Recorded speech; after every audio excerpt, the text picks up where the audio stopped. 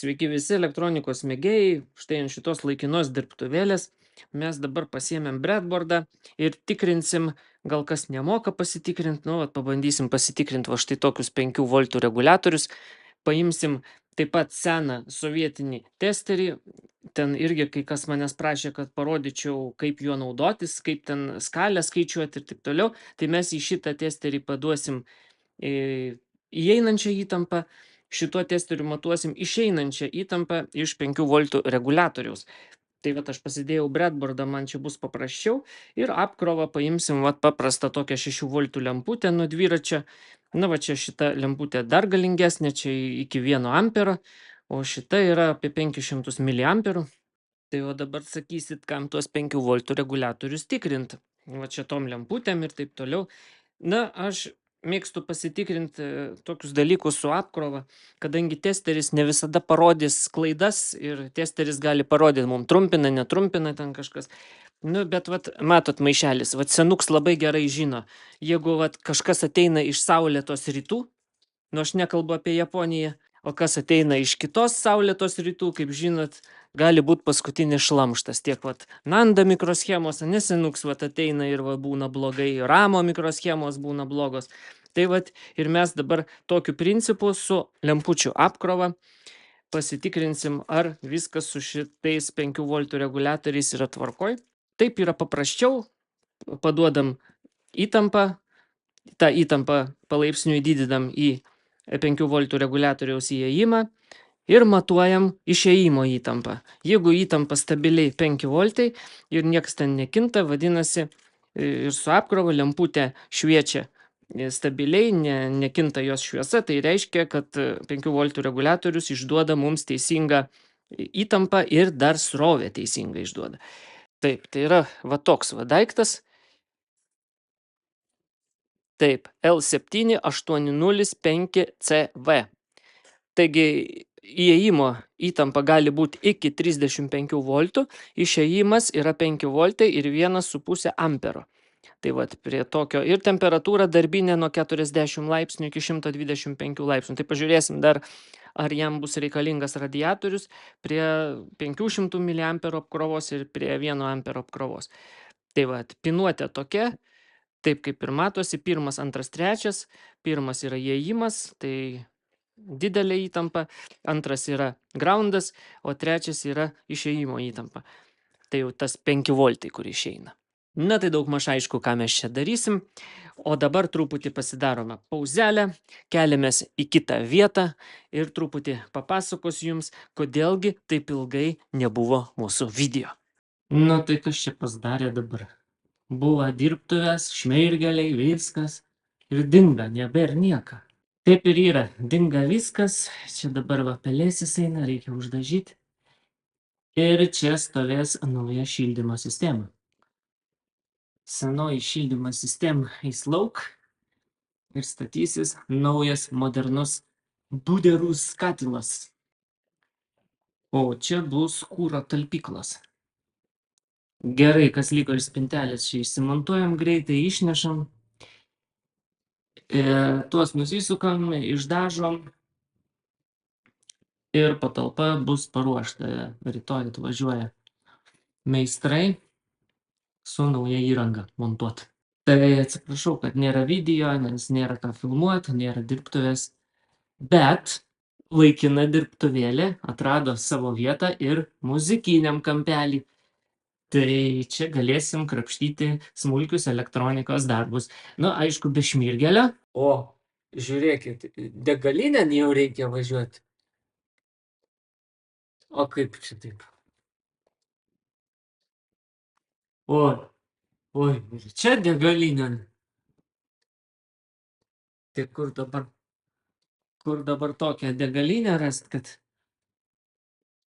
2 kubus užpilti? Nu tai kaip matot, iš mano dirbtuvėlės liko tik istorija. Ale be džiemų šilta bus užtat. O kitoj pusėje. Va, kaip supratau, jau slėgis paduotas, jau žiūri sandarumas. Sandarumą tikrina jau. Padavė slėgį ir išvažiavo. Elektra sakė, mes neturime elektriko, tai paliko tą seną Nu, tai čia aš tada pats susitvarkysiu tą elektrą. Ką čia su mano kabeliu padarė? Ko jie čia norėjo daryti? Čia jie elektros ieškojo, nelabai supratau, kodėl šitą kabelį paliko. Čia irgi pas mane iš įvado ateina. Reiks atjungti. O čia rozetę pastatyti. Gal čia rozetę pasistatysiu. Nuo šito va padarysiu rozetę. Jo. Tai va tokie dalykai. Kad čia ir buderus. Katiliukas vokiškas. Bet va, yra ir mūsų. Šį šildymo katilą galima montuoti tik patalpoje, kuri atitinka pagrindinius ventiliacijos reikalavimus. Pas mane atitinka reikalavimų, ar netitinka? Ventiliacijos nėra, bet čia bus specialus indeklas, kuris atvažiuos po 2 dienų. Bus specialus indeklas jau kartu su ventiliacija. Į kaminą eina plasmasinis vamzdis. Matėt kas nors tokį bajerį? Labą dieną. Čia reikėtų įdomu, jie išeidami suskaičiuos, kaip čia varšta. Meistriukai, vokiečiukai. Čia kas per skylė. Ne, čia reiks perdaryti. Kaip čia tai paliko? Ant preso statė. A presą įsivežė. Gal gegutė kokia yra? Pažiūrim, čia išdegęs labai tas kaminas. Dungus matosi.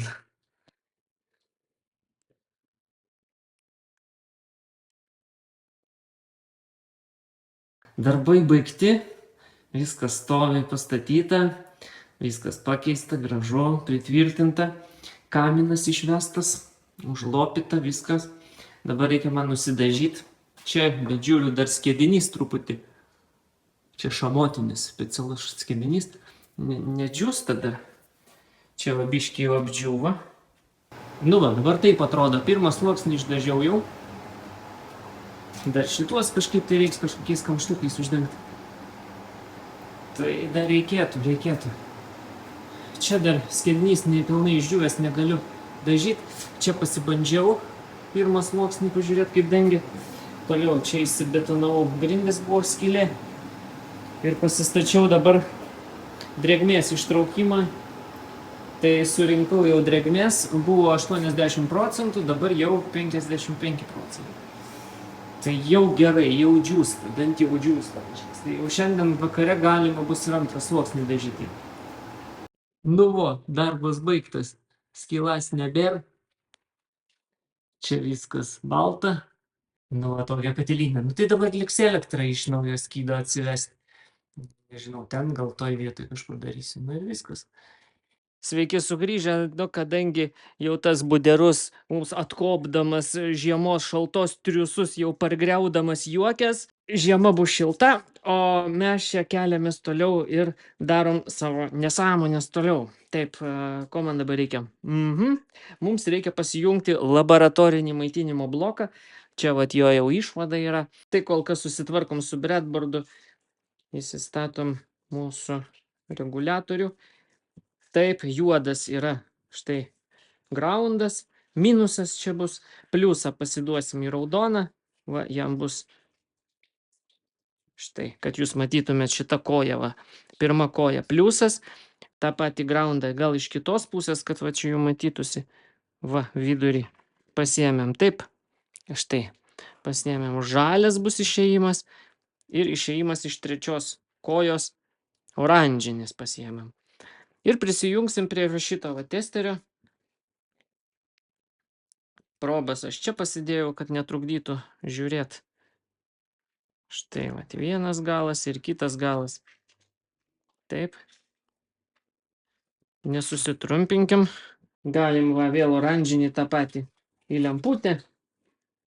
Štai, dar vienas ten liko išėjimas, oranžinis va štai į lemputę.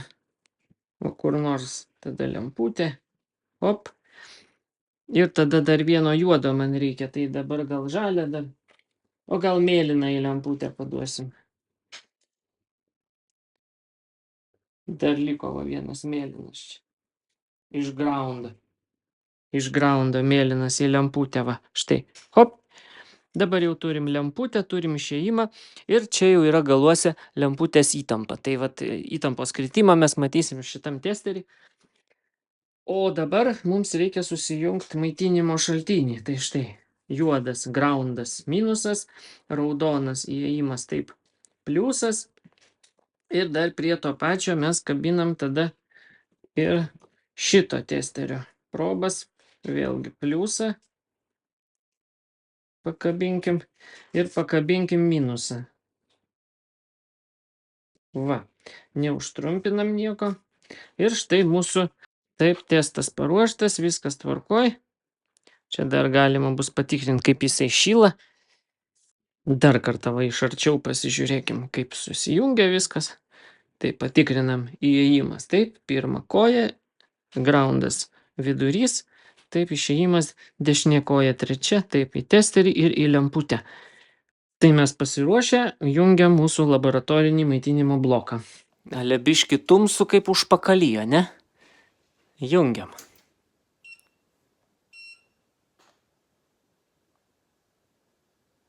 Taip, labai įdomu būtų pasižiūrėti, nuo kelių voltų jis atsidaro. Pradžiai pasistatom 3 voltus ir duodam, lemputė ten 500 mA, galim, gal nuo 200 mA pradedam. Taip, įsidėmėkim įtampą, 3 voltai, taip? Nes ten paskui skaliai testerio reikės atsiskaičiuoti. Output.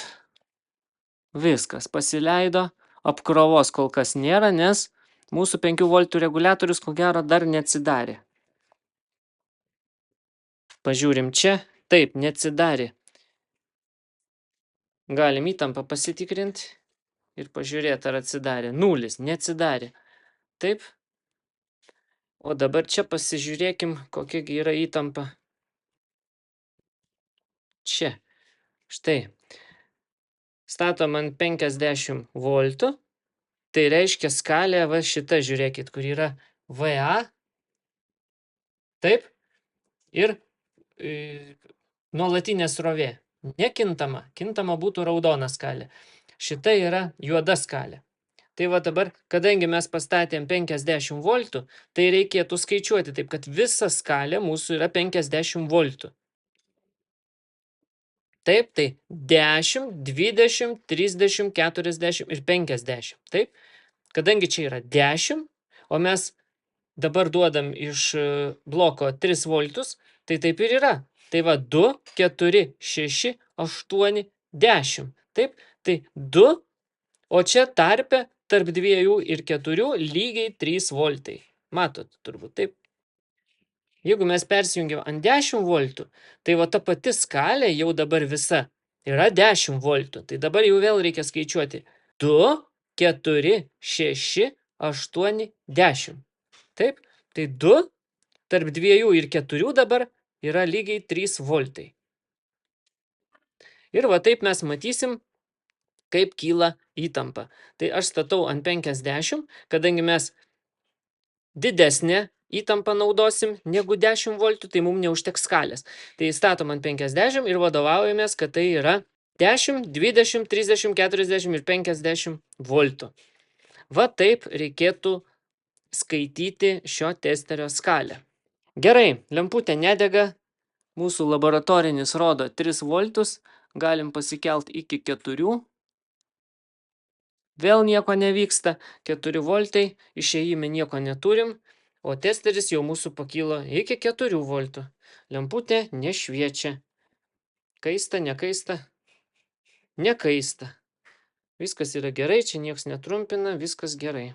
Tai va, principą supratot, dabar tiesiog kelsiu palaipsniui įtampą ir žiūrėsim, kas vyksta su mūsų išėjimu.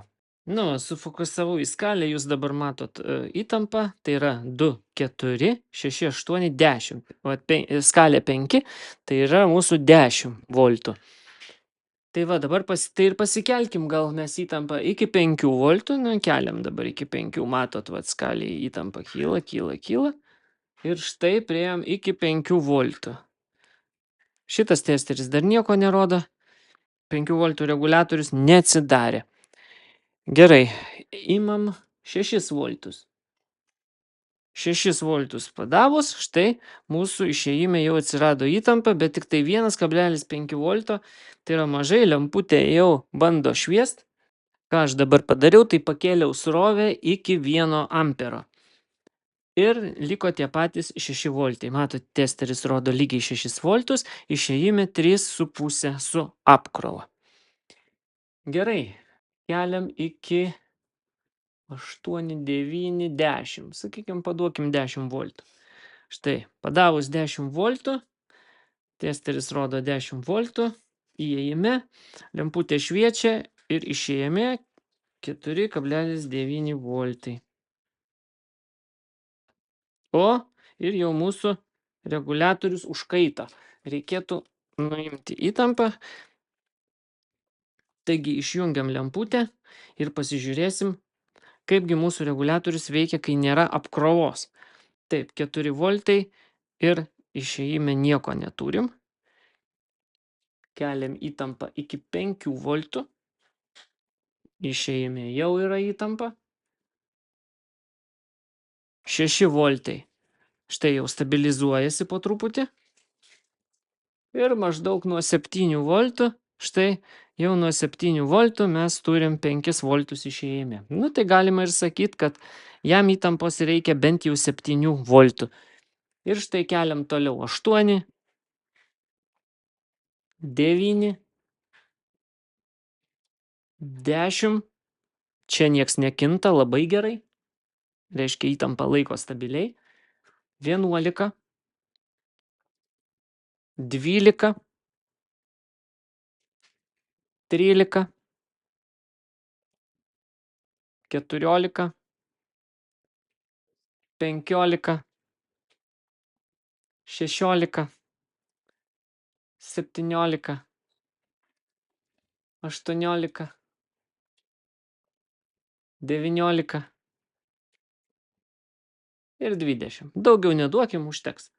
20 voltų įėjime, stabiliai laikosi 4 voltai, vadinasi, mūsų 5 voltų reguliatorius yra geras ir dirba gerai. Taigi toliau nuimam įtampą vėl nuo pradžių. Pradedam nuo 2 voltų. Amperažas gali būti 1 amperas. Ir vėl atliekam tą pačią procedūrą su kitu reguliatorium. Dar vieno dalyko nerekomenduoju, tik ištraukus vieną, nenuėmus įtampos dėti kitą. Iš pradžių nusiimkim įtampą, kad nepramuštumėm. Tai kągi, šiandien tokia trumpa pamokėlė jums, kaip tikrinti 5 voltų reguliatorius. Nu, nebūtinai 5, galite ir kitus reguliatorius, 3 voltų ir taip toliau tikrintis. Vat būtent tokiu principu su mažytė apkrova. Daug neduokit čia apkrovos, tikrai nereikia. 1,5 ampero jisai išduoda išėjime. Taigi kol kas tiek, aš visų reguliatorių netikrinsiu, nes nelabai turiu ir laiko. Tai principą supratot, kaip tikrinami reguliatoriai. Su apkrova, mažytė, daug neduokit. Na ką, o mes susitiksime kituose naujuose įdomesniuose projektėliuose. Taigi sakau iki ir ačiū, kad žiūrėjot.